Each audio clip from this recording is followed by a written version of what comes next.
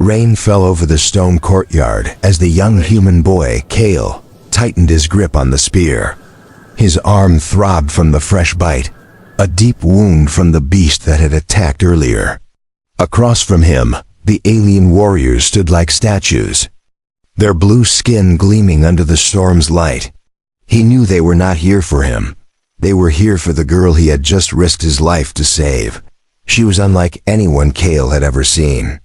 Her skin shimmered like polished sapphire, her silver-white hair flowing even in the still air. She was breathing hard, one hand clutching her side where blood-bright blue slowly dripped. She looked too fragile to stand, yet her eyes were steady, watching the warriors approach. Kale stepped forward without thinking, planting himself between her and the towering alien chief. The chief's armor was carved with strange symbols, each line telling stories Kale could not read.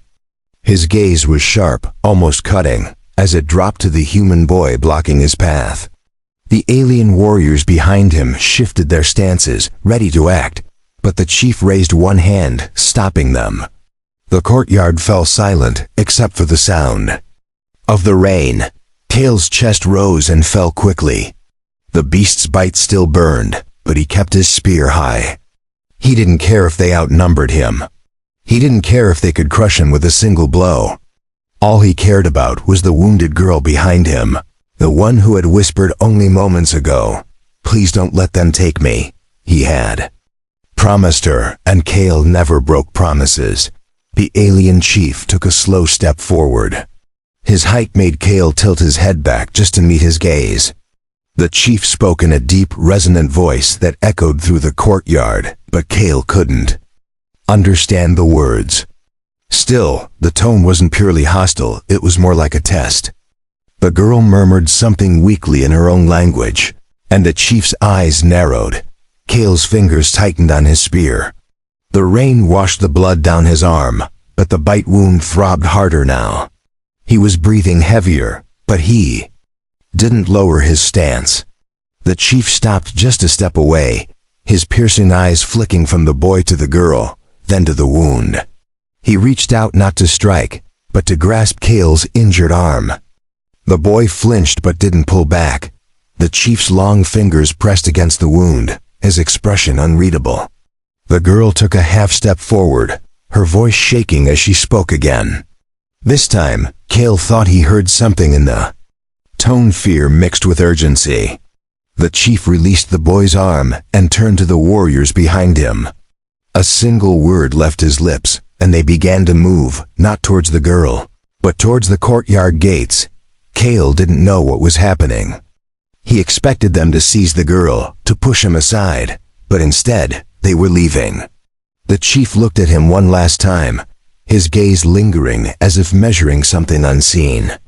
Then he spoke again, and the girl's eyes widened. She whispered to Kale in a trembling voice, "He says you have started something you cannot stop." Kale stood frozen in the rain, the chief's last words echoing in his mind. The girl leaned on him for support, her weight light, yet trembling. Her blue blood still marked the stones where she had fallen earlier. The alien warriors at the gates paused, looking back as if expecting orders, but none came. The chief simply watched Kale, his face unreadable, before turning to follow his warriors out into the mist. The courtyard felt emptier now, but the tension clung to the air. Kale glanced at the girl, unsure whether she was safe or still in danger. She looked back at him with an expression he couldn't name, part gratitude, part sorrow. "You should not have stood against him," she said softly. Her voice was calm, but there was a weight in it, as if she carried knowledge he did not yet understand. He adjusted his grip around her, guiding her toward the shelter of a broken archway. The bite wound in his arm had grown worse, throbbing with heat. Every step felt heavier, and the edges of his vision blurred. Yet he kept moving, refusing to let her walk alone. Somewhere beyond the walls, the beast that had bitten him prowled, its roar still fresh in his memory.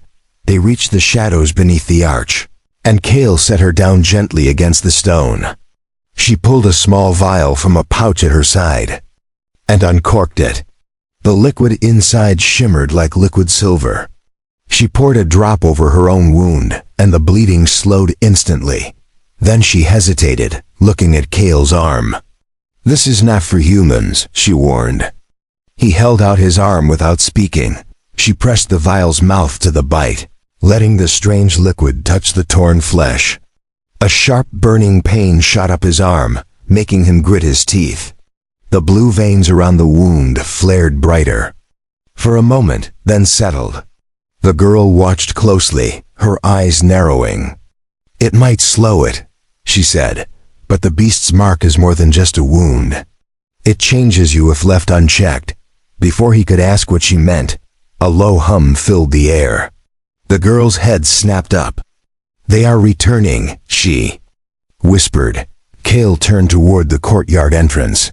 Shapes moved in the fog, but this time it wasn't the warriors. 3 massive beasts stepped forward, their hides dark and slick from the rain. Their eyes glowed faintly, and their jaws dripped with the same blue-tinted saliva that burned in Cale's veins. The girl's breathing quickened. "Those are hunters," she said. "They track the scent of their prey until it ends."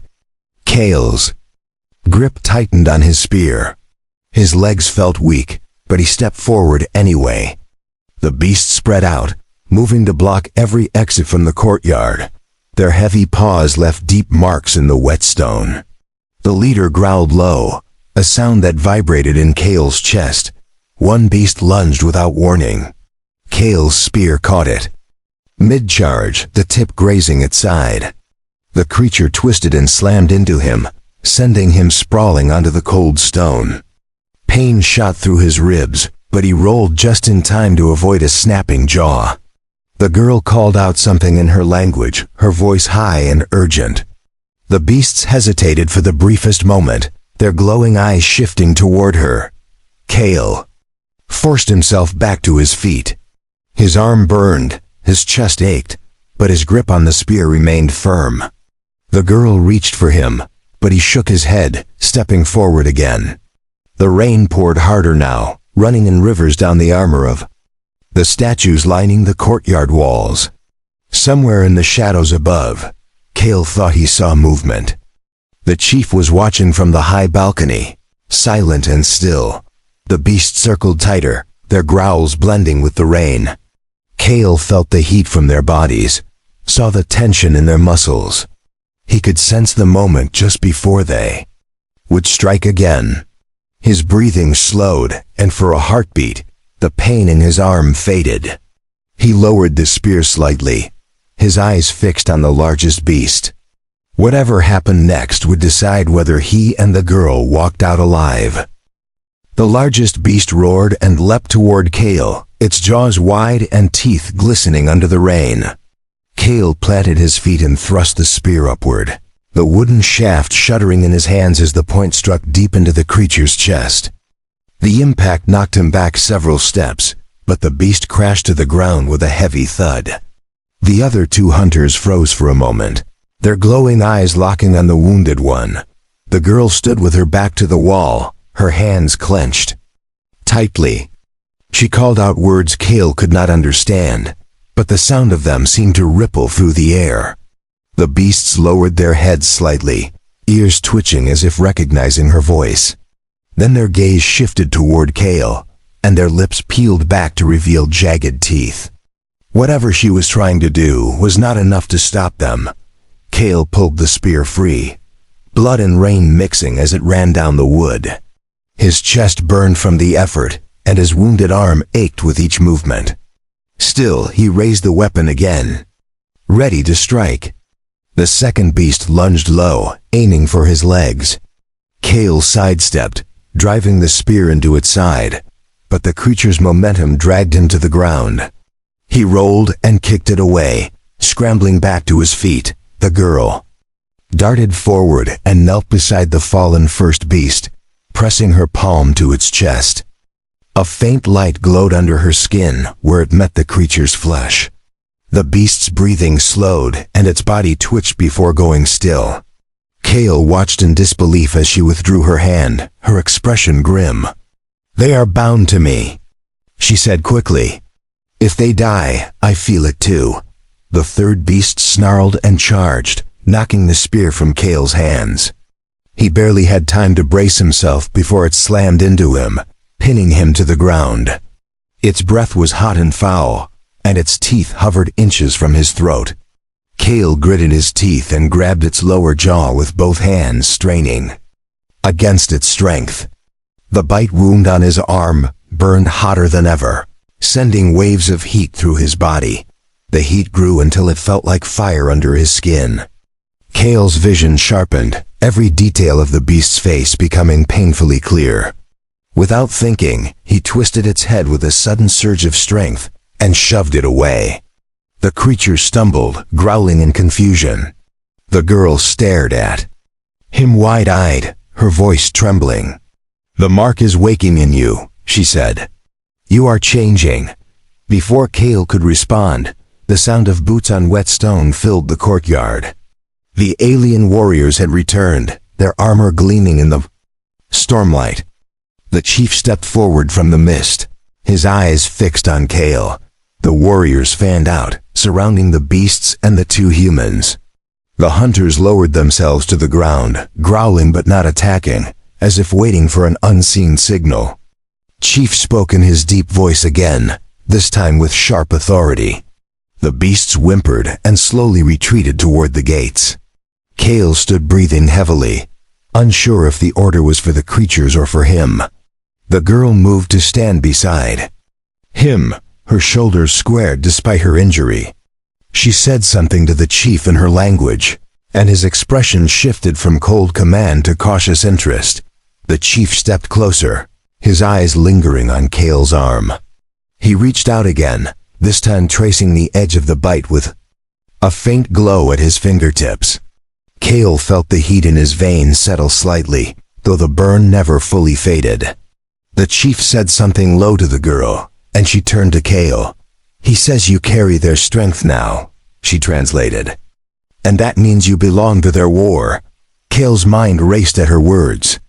The courtyard seemed smaller now, the stone walls closing in. Rainwater ran in rivulets down his face, mixing with the sweat from the fight. He looked from the girl to the chief, then to the warriors who stood silently, their weapons ready. Whatever war they spoke of was no longer just theirs. It had already reached him, and there was no turning back. The rain had slowed to a steady drizzle, but the tension in the courtyard was heavier than before. Kale stood between the alien warriors and the wounded girl, his grip on the spear firm once again. The chief's words about him belonging to their war lingered in his mind like a shadow. He had never belonged to anything beyond his small village. But now the pull of something larger was undeniable. The girl stepped closer to him, her eyes searching his face. "You must understand," she said quietly. "The mark in you is not a curse alone. It is also a link. You can call to the hunters now, just as they can find you anywhere." Kale frowned, the weight of her words sinking in. If the beasts could track him no matter where he went, then his life had changed forever. The chief motioned to his warriors, and two of them approached with a stretcher made from dark woven fibers. Without asking, they lifted the girl onto it, securing her with careful hands. Kale moved forward to stop them, but the chief raised a hand. "She will live," the girl reassured him, though her voice was strained. "But they must take me to the high hall. Only there can my wound be sealed completely." Kale glanced at the gate, then back at the chief. "And me?" he asked, though his tone was more defiant than curious. The chief's gaze was steady, his expression giving nothing away. "You come as well," the girl answered for him. "If you refuse, the mark will consume you in days. If you come, they will train you to master it." Kale's jaw tightened. He didn't like the thought of being dragged into a world he didn't understand, yet his body already betrayed him with every throb of the wound. The warriors began moving toward the exit, the stretcher between them. Kale followed, his eyes darting to the rooftops where shadows shifted. He realized they were not alone. Figures in darker armor, without the blue skin of the chief's people, moved silently along the edges of the walls. The chief barked an order, and his warriors spread out instantly, forming a protective ring around the girl and Kale. An arrow clattered against the stone near Kale's feet. Another embedded itself into the stretcher's frame, inches from the girl's head. Kale spun toward the movement, spotting the attackers slipping from cover with short curved blades. They were faster than any human he had seen, their movements almost like flowing water. The chief drew a long blade from his back, the steel catching the pale light of the sky. The first attacker rushed Kale, aiming low. Without thinking, Kale sidestepped and drove the butt of his spear into the figure's ribs. The impact forced a sharp gasp from the enemy before they stumbled back. Another came from behind, but Kale felt it before he saw it. His body moved on its own, the spear swinging around to deflect the strike. The girl's eyes widened from her place on the stretcher. "It has begun," she whispered. The battle in the courtyard was quick, but brutal. The alien warriors fought with precision, every strike deliberate and efficient.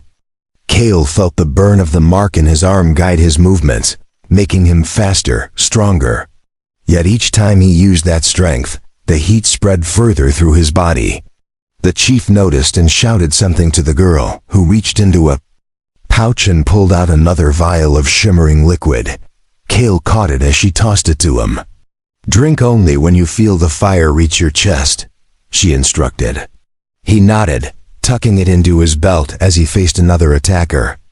This one feinted left, then lunged right, but Kale's spear found its target, striking the figure down.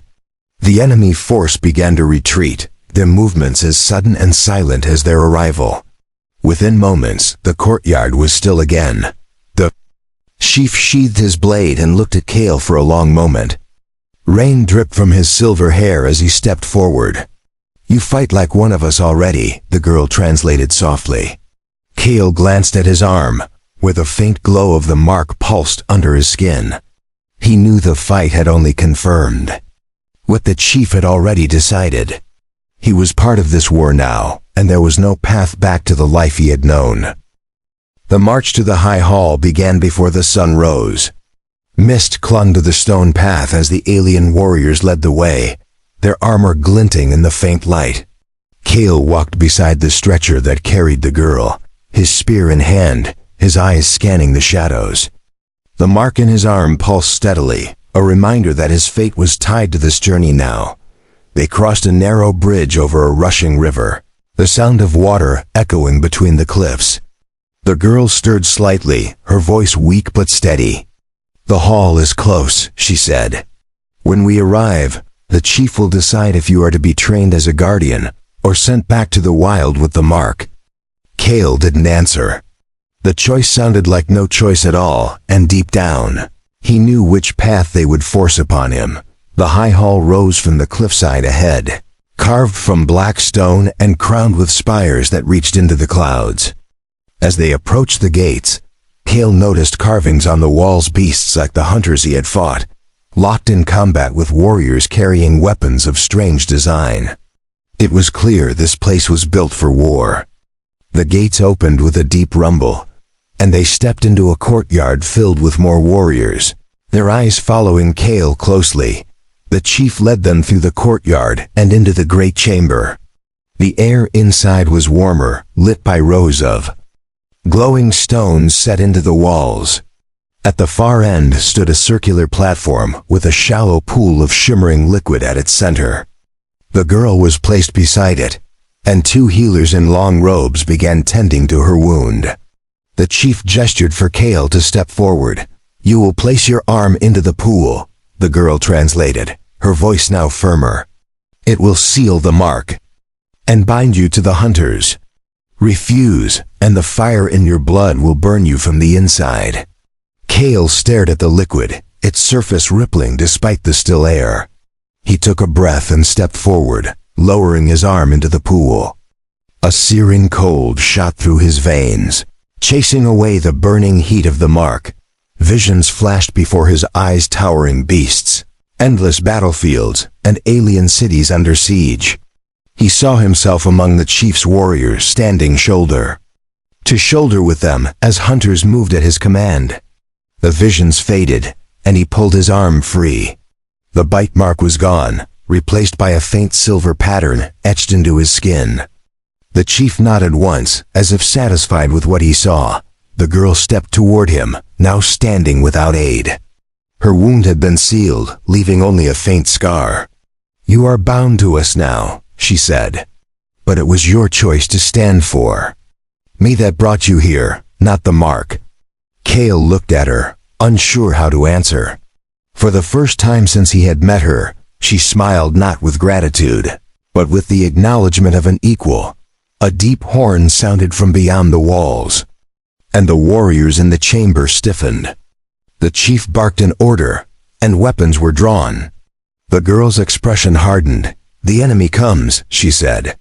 Cale gripped his spear and stepped to the chief's side without hesitation. The mark on his arm pulsed again, but this time it felt like strength rather than a curse. The gates of the high hall shook under a heavy impact. The sound of war drums echoed through the air, joined by the roars of beasts. Cale met the chief's gaze, and the alien leader gave a single nod. The girl took her place beside them, her hand resting lightly on the hilt of her blade. The gates began to open, and Cale stepped forward into the blinding light, ready to face whatever came through. In that moment, he understood there was no going back to the life he had known. The war was his now, and the bond he had forged with the girl and her people would shape every battle to come. Whatever the enemy was, they would face it together, and Cale would no longer fight as an outsider. He was one of them now, in blood, in strength, and in purpose.